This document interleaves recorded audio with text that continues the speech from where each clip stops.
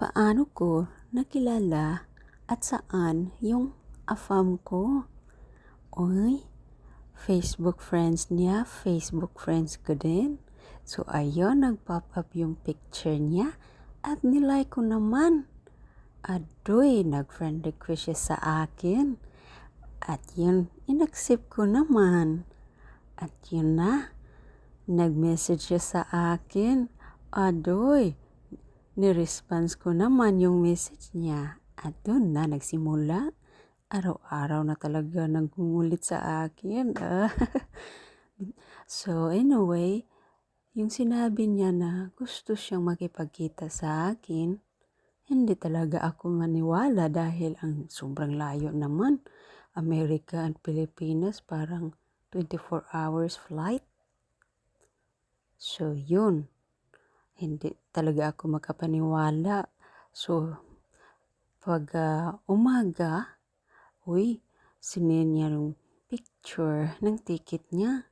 So aba, seryoso na to. Kinilig na naman yung auntie niyo. Ay, so ayun, pag send niya ng picture, ayun, sobra nag-trust na talaga ako sa kanya.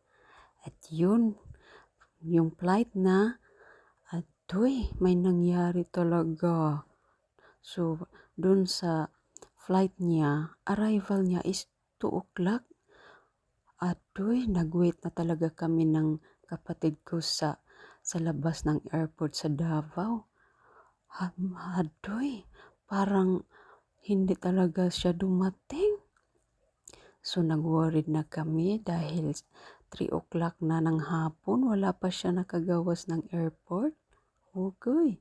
So, ayun nga, mga ilang minuto, may nakita na talaga ako na parang kamukha niya. So, ayan, lumapit kami. Aba, siya talaga. Ay, bakit ang mukha niya ay parang malungkot? So, yun, kinabahan talaga ako. What happened to him? Aroy.